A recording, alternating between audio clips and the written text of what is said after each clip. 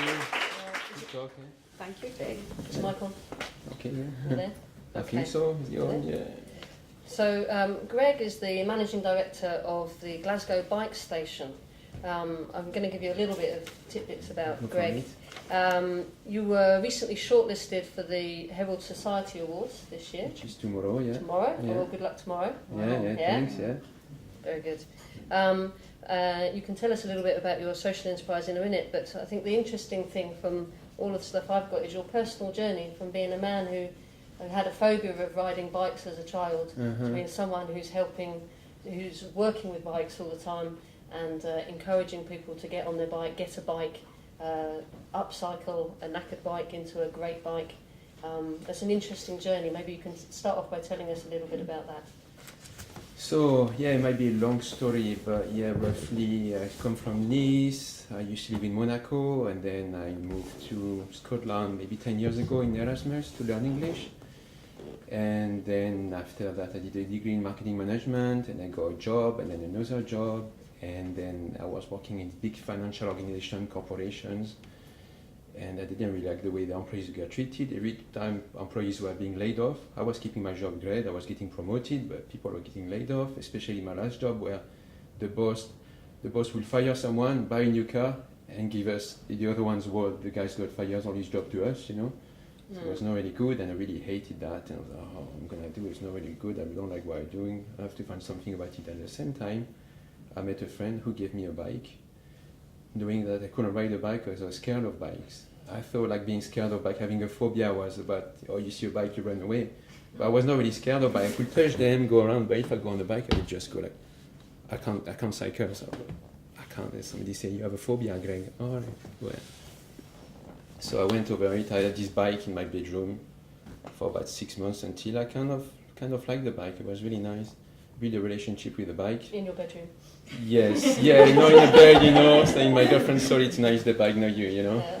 But yes, there's no oil, no grease, So until I can't remember if I saw it, somebody told me about it. I used to be in Edinburgh at the time, now I'm in Glasgow.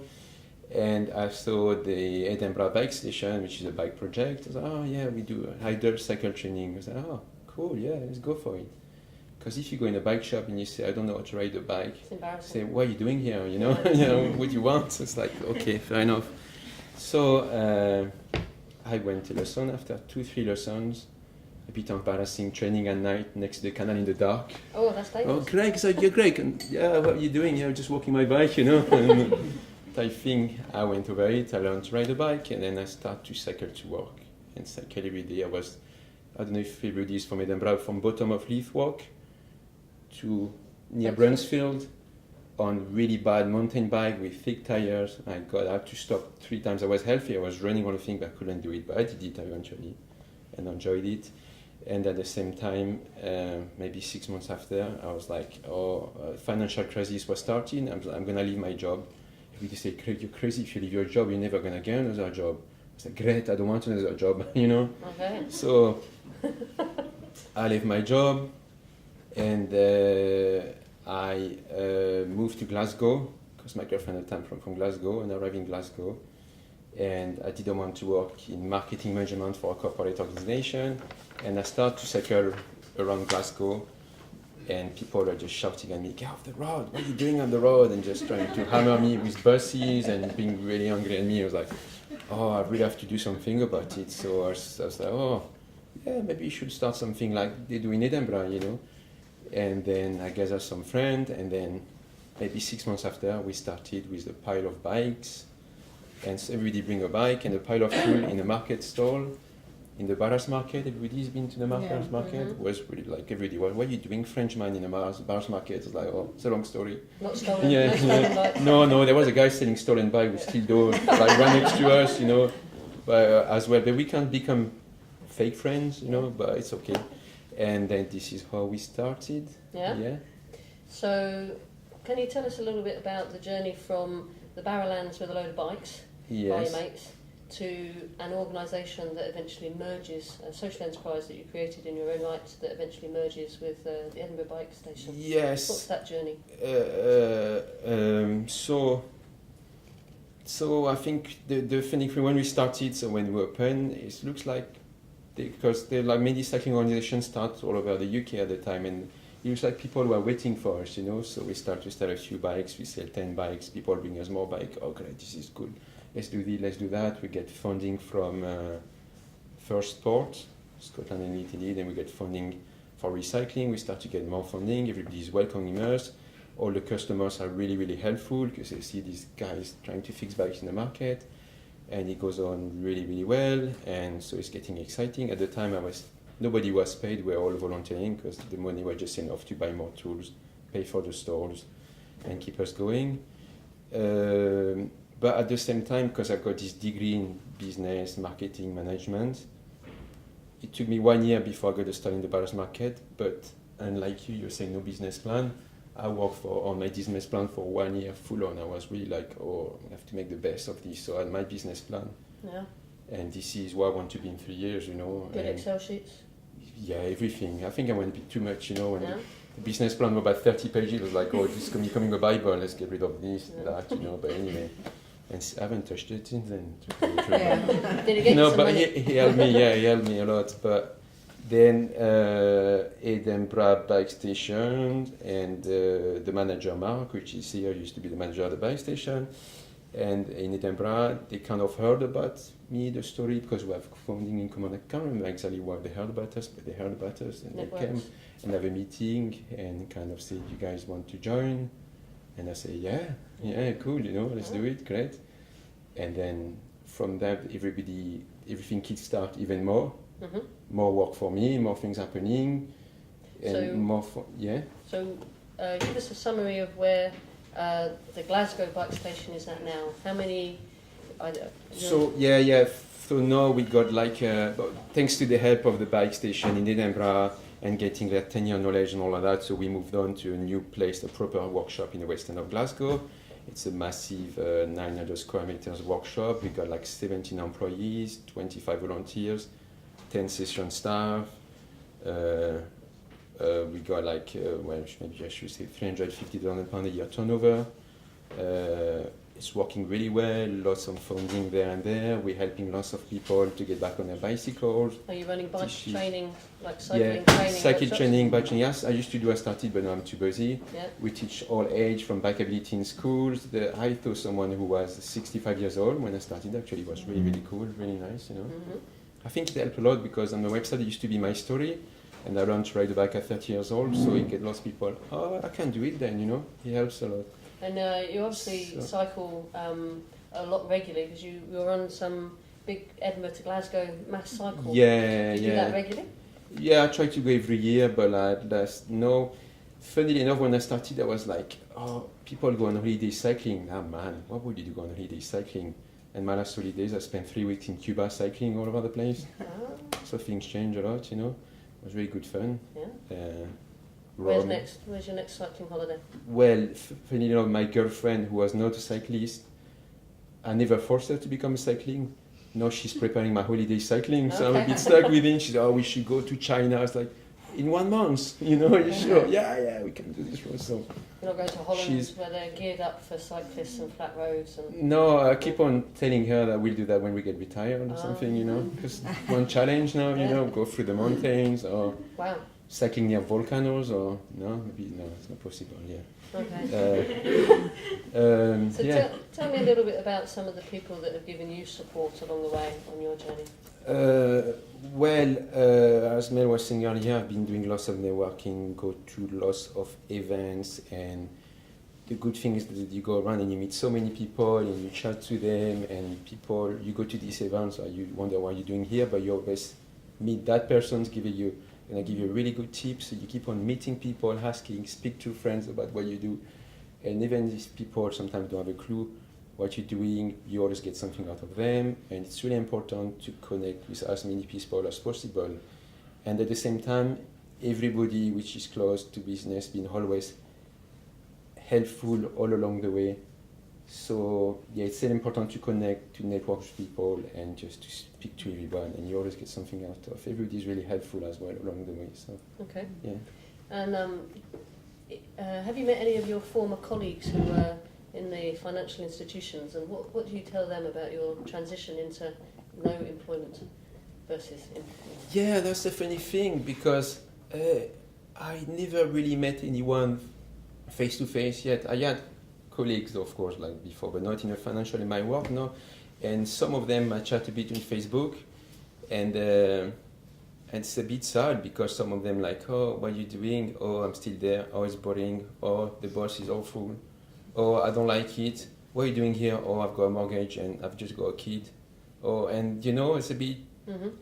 I think they're a bit sad, but maybe they are security, so they're still doing. They're gonna maybe stay for ages in this horrible job they don't really like, or they believe they like, because what they do, they just get their money and spend on the weekend and spend their time with their kids, with their car, whatever they have, which is, I believe, the opposite. You only live one life, so if you're 5 days a week at work, you have to enjoy your work, you know, and weekend comes after. You Are can't you just 5 days a week at work?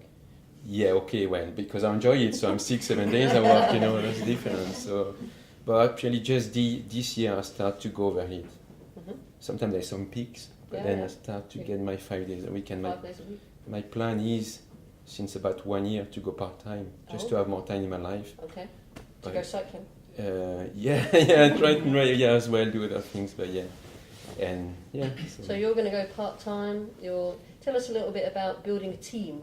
How have you, because you've got 17 staff and Yes. 25 volunteers. Yes. You can't possibly manage all of those people. No, but I'm really, really happy and lucky because I've got some really good managers. Like I'm senior manager, the one I'm present managers that I can trust. But building a team takes a really long time. You make lots of mistakes. I made mistakes as well recruiting people. So they were right. I should. Some of my staff saying no, you should not get that person. But we go over it.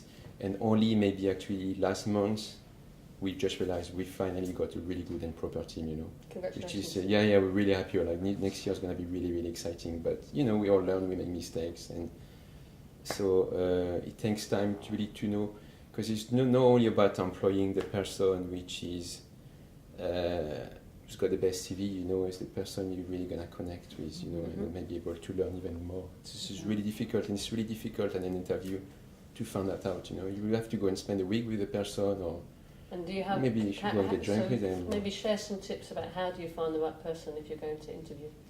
How do you find? It sounds a bit. I started to ask questions. It sounds a bit like hippie-ish, but I went to an event from Scott Unlimited the other last month, and there was this. I won this Tom's books. You know Tom's shoes. Mm-hmm. If you know it, people who don't know, you buy a pair of shoes from Tom's, and he gives one pair of shoes to kids who don't have any shoes, you know, and which is good. And I read something he asked in his interview, some questions like, if you were living in a world where you don't need any money, what would you do? You know, some question about more motivation, why are you here? So I don't have the question on, I could email them or share that with the people, but I start to I modify them and I start to use these questions. And it's quite good actually, because before it was only professional questions, kind of, and now I voice these questions and you can see the reaction of the people, and some of them like, oh, why is he asking me this question? Oh, I don't like that. And then you're like, I don't really want to work with you. And the person say, because this is why, or laugh at it, and do you think it connects a bit more, I think. Do you think that matters to just people wanting to work in social enterprise, or does it matter across the board, what type of organisation you work in? Your motivation? I think across the board, for everyone, I mean, it's really important, but the thing, mostly for social entrepreneurs, of course, because I think my ex-boss, he doesn't care about connecting with the staff. He just wants to do their work, so probably it's more for social entrepreneurs. But you can be a nice corporate employer or whatever and try to connect with your employees and think about this. You know? But if you start to ask questions like that, you start to think out of the box, and you might eventually change. And you know. So what keeps you motivated? What keeps me going? It's a bit more. It's a bit like a dream, you know.